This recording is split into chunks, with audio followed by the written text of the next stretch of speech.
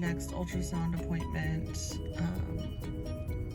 It's been a busy few days. We've been traveling and working, and I am extremely tired. It is about 7 in the morning, and yeah, I don't really have much of an update.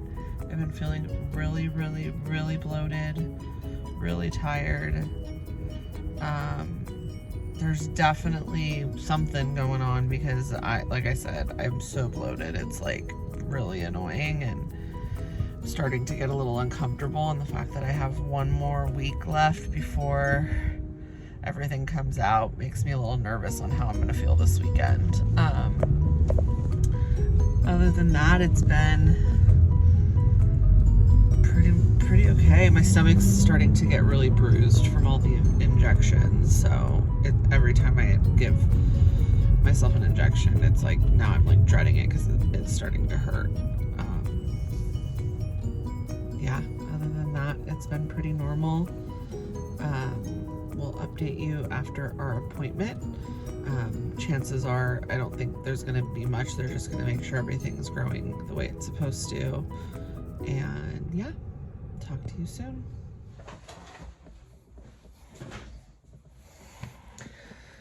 Hi everyone. I just wanted to update everybody. It's been a really long week. So we had our check-in appointment yesterday, and yeah, it's just been, I'm just really tired. Like, these meds are making me really tired and really bloated, and then all the hormones, I've just been like super emotional. The appointment went okay yesterday. We've been not progressing as quickly as they had wanted us to progress.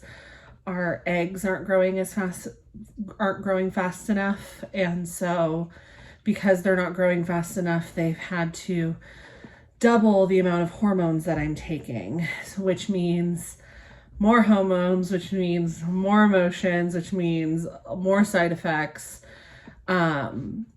So it's just been a really long week. And it also means more money, which is just, you know, this process is just so expensive. So to have to go and spend another couple $1,000s on medications is just like not what you want, but we have to do it. So yeah, I was really positive coming into this process, and really like excited and just like ready to get going. And I'm a week in and I'm tired, and emotional and bloated, and just feel really overwhelmed by the whole thing. Yeah, I don't know how to describe it, but what happens is with all of the hormones kind of just going crazy, it really just makes me want to like curl up in a ball and sleep. And that's what's happened before. And so I did want to take this video just to like go through my history, because I think my history leads a lot into like how I'm feeling today. But yeah, so I thought, like I said, I don't have much of an update from yesterday's appointment. It's been things are growing, they're growing slow. We have 11 follicles that are growing, which is great. So the number is great. They're just not as big as they want. So our retrieval is probably going to get pushed back by a few days. But as far as an update goes, that's pretty much it. The only big thing was that they added more medication and a higher dosage, so that way things will start growing faster. That was really the only change. But I do want to talk about my history. I think it's really important to know where kind of I've been in this process, because while I just started recording these videos, I've been on this journey for 6 years. So, you know, it's been a long time. So I'd like to kind of just start at the beginning, and I'm just going to kind of talk through what this has looked like and kind of some of the emotional and dark sides of infertility, because it is, you know, this journey is not easy. It's scary. It's, there's a lot of emotion and a lot of grief that goes along with it. For anyone who's watching this, if you've ever looked at a negative pregnancy test when you're trying, you know that emotion that you feel. Now imagine that emotion, 6 years in a row every month. Like that's what infertility feels like. And so every month feels worse than the last, and every month is more painful than the last. And so that I kind of want to share that side because I feel like nobody talks about it. I feel like no one talks about the emotions of infertility and the pain and the depression and the grief that comes with infertility, as well as that comes with living in a world where it feels like everybody's getting pregnant. And so it's been a long journey to get here, and it's not all been easy, and it's still not easy. I mean, who knows, this could not work, and Jeremy and I are prepared for that, but yeah, it's been hard. So to start at the beginning, I met Jeremy when I was 21 years old, and we will have been together 12 years in January. And we got married on our 5-year anniversary, January 10th, 2010. Sorry, January 10th, 2015. And we both had in our mind, we're going to wait a year before we have kids. Like, we're going to be married for a year and then we're going to have kids. And it's funny because our best friends made a bet with us. They're like, there's no way you guys are going to be pregnant within a year. And we had a whole rolling bet and everything. Well, 2 months into our marriage, I started wanting to have kids. I started to get that, like, I don't know, like, there's just for all the moms or people that want to be moms out there, like, the feeling, but that feeling, baby fever or whatever, where I just was like, we want to have, like, I want to have kids. I don't want to wait. Like, we're going to have kids, like, whatever. We're just going to start trying. And I kind of always knew I was going to have a difficult time getting pregnant just because of, at that time, I thought I had PCOS. I had been misdiagnosed with PCOS. And so, I thought that I was going to have a hard time. So we tried naturally for like a couple of months, but I was like, it's not going to work. Like, we're wasting time. I did like ovulation predictor kits and whatnot, and nothing was happening. And so because of my history, I didn't have to wait the typical 6 months or a year. So normally, for those of you who haven't been through infertility, normally you have to be trying naturally. Some places require you to try naturally for 6 months. Some places require you to try naturally for a year. And then you can go and seek fertility treatment. And they usually won't see you until you've been trying naturally for a year, which is like the stupidest rule in the world. If you're not pregnant within 3 months, like, something's going on and you need to get yourself checked. So it was a couple of months, and we ended up going and I ended up going to see my normal OB, and she immediately referred me to a fertility specialist. And so I started with this fertility clinic through my HMO, and we started at the beginning. We had to go in and get all these tests done. We had to go and get this thing called an HSG, and I will never forget that day. So an HSG, I can't even pronounce it. I'll put the word right here so that you guys can know what it is, and you can Google it. But basically, it's to check out your fallopian tubes and make sure your fallopian tubes aren't blocked. And so they thread a catheter up there and they fill it with dye and fluid, and then they take like x-rays. It's really what it is. And it is extremely painful. You ask anyone that's ever had one, it is so painful. They compare it to giving birth, because basically they're trying to push something through an undilated cervix. And so it's painful. And I just remember being on the table, bawling my eyes out while this procedure is getting done. And like, it's done, and we're there, and I'm just crying because I couldn't believe that I was laying there on this table going through this when like everyone else gets pregnant so easily, and look at all this work I'm having to do. And it's so funny because 6 years ago, I'm getting this thing and I'm thinking like, oh my God, my world is over because I have to do this. And here I am 6 years later, and I'm like, you don't even know the thick of it, right? Like, those emotions that I was feeling, like that pain, that grief, while I don't want to unvalidate it because I remember it and it was painful and there was grief, it's nothing like what I've felt the past 6 years. So it's just been a really, really long journey. You know, we started off with just normal medications, doing Clomid, and Clomid makes you crazy, by the way. So I probably did about 6 cycles of Clomid, and I would take Clomid to, we did about 6 cycles of Clomid, and with Clomid, you take pills for like 5 days, and then they do something called timed intercourse, where you basically, Clomid coupled with ovulation predictor kits. They tell you when to ovulate, like basically when you ovulate, you're supposed to have sex like for like 3 days in a row, and then you supposedly have a baby. Well, with me, I didn't respond well to Clomid. Clomid made me, first of all, it made me crazy. I'm surprised Jeremy survived me, because I was mean. One day I'd be mean, one day I'd be crying, one day I just want to sleep all day. Like, it just made my emotions all over the place. The other thing it would do, so it would cause me to grow way too many follicles, which in IVF is great, right? You want to grow a lot of follicles when you're doing IVF, but when you're doing a timed intercourse cycle or an IUI, you don't, because they can't control how many eggs get ovulated. That's how people end up with twins and triplets and more than multiples of different fashions.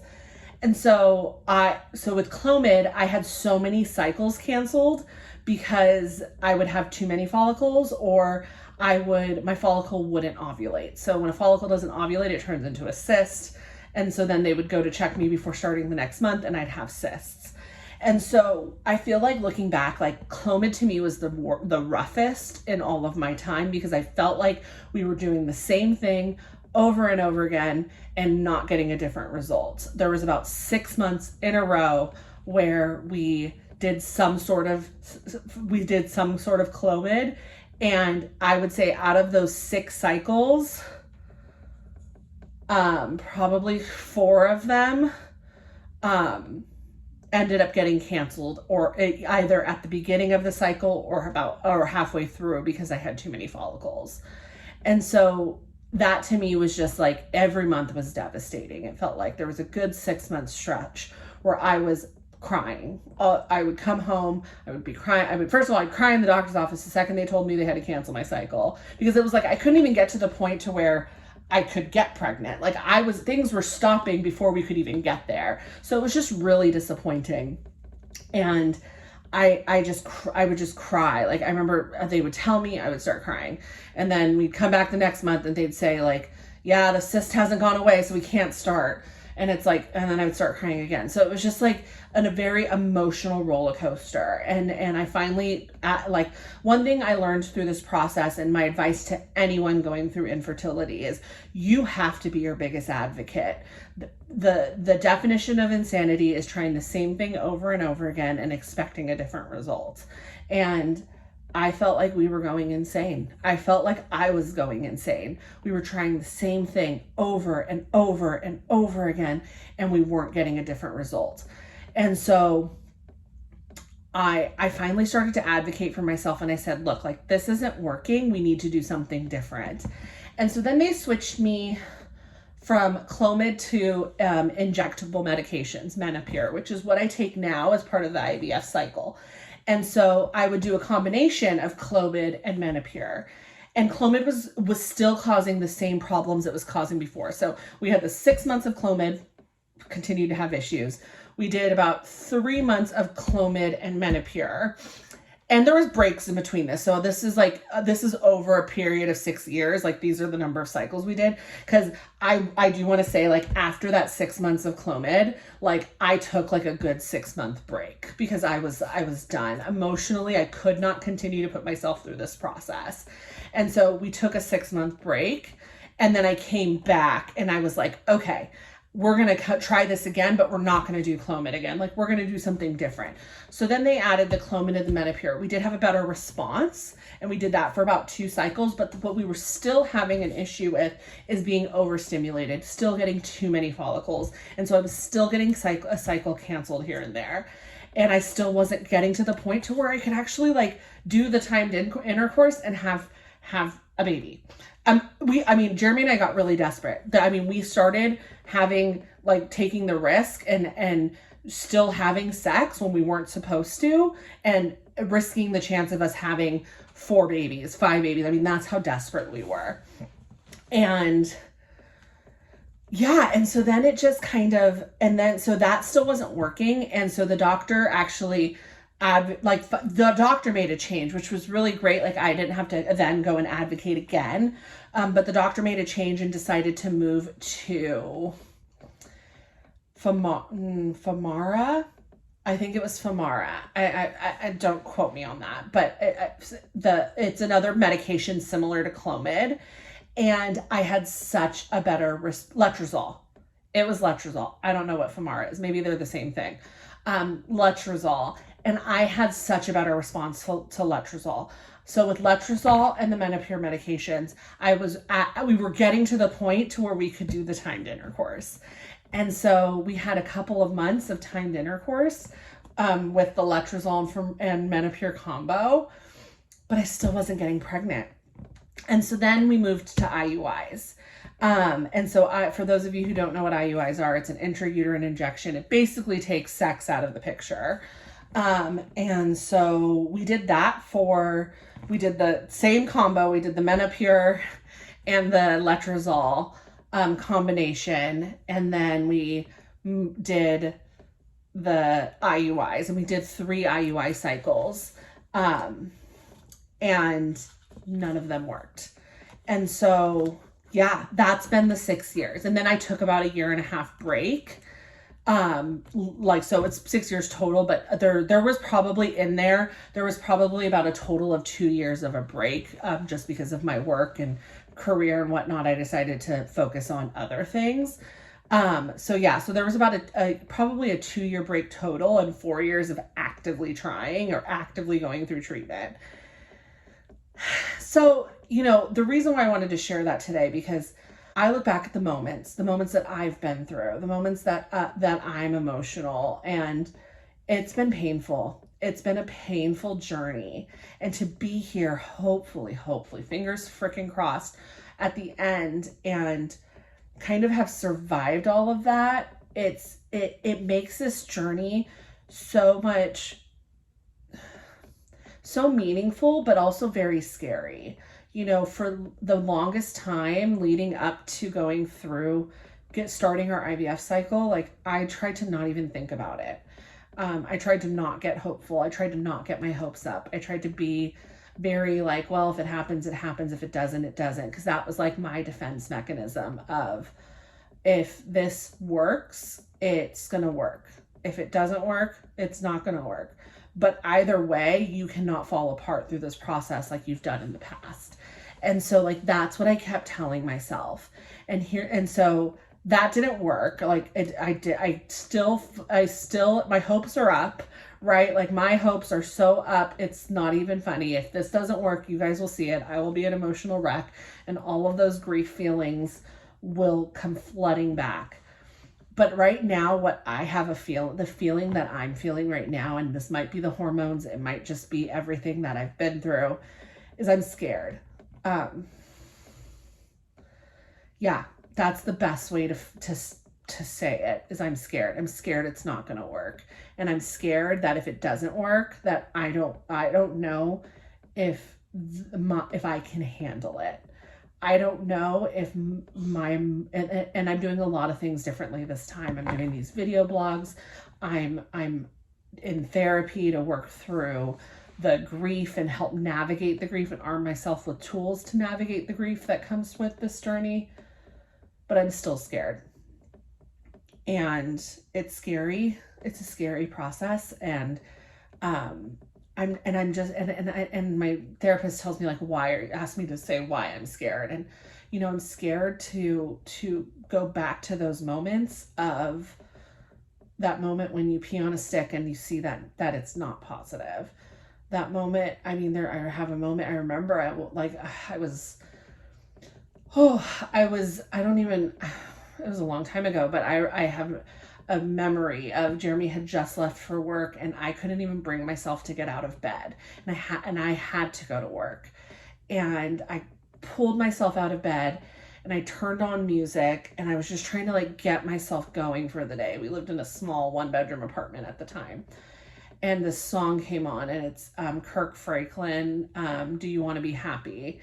And it's all about putting your faith, you having faith and putting things in God's hands. And if you want to be happy, like you have to like have the faith that, you know, he's looking out for you. And I'm a very, my relationship with my faith is very unique. I'm definitely, I wouldn't consider myself a super religious person, but I do believe in God, and I've been trying to explore my faith during this whole time, just because it helps to kind of have some of that weight lifted.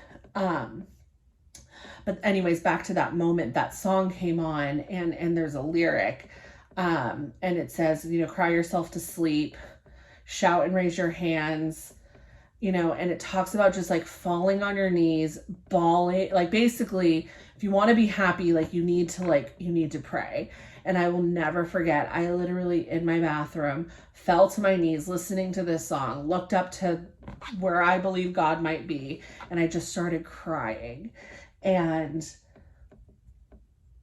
it was so painful, and it was a moment of just like gut-wrenching pain. And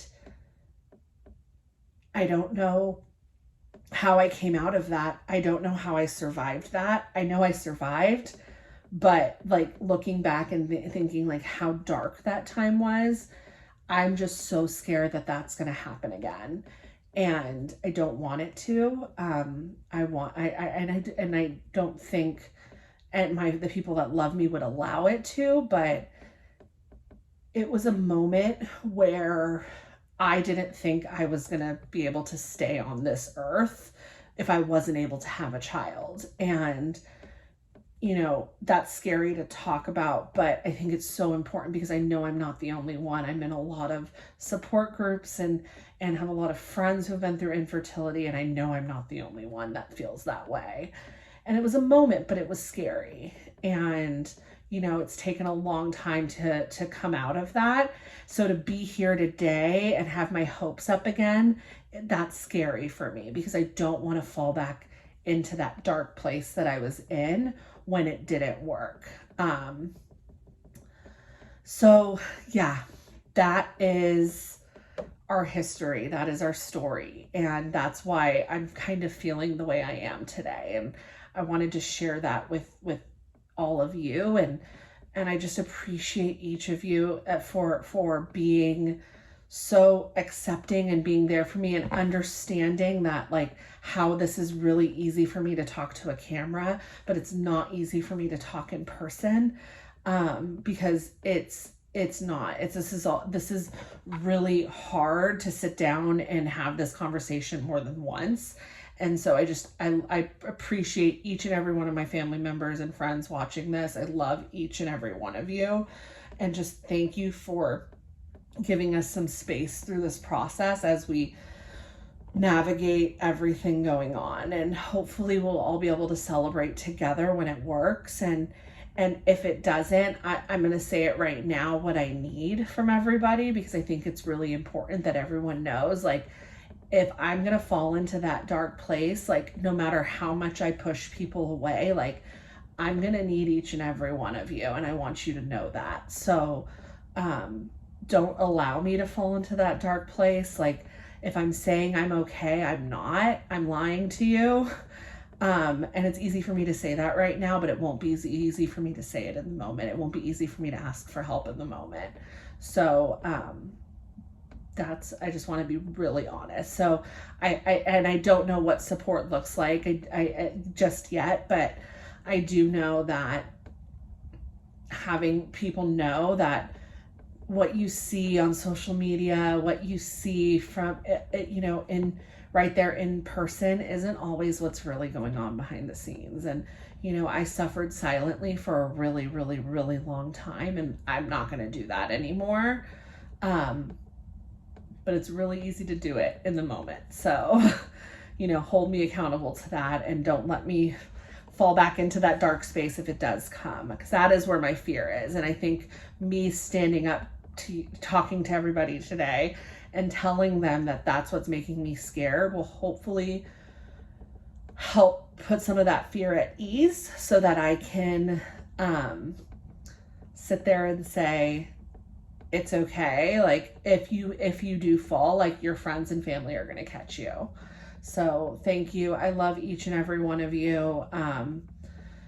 Again, if you haven't subscribed to the channel, especially if I've like sent this to you personally, I won't always send out when I post a new video, but if you subscribe, you can see when new videos are posted. Yeah, thank you.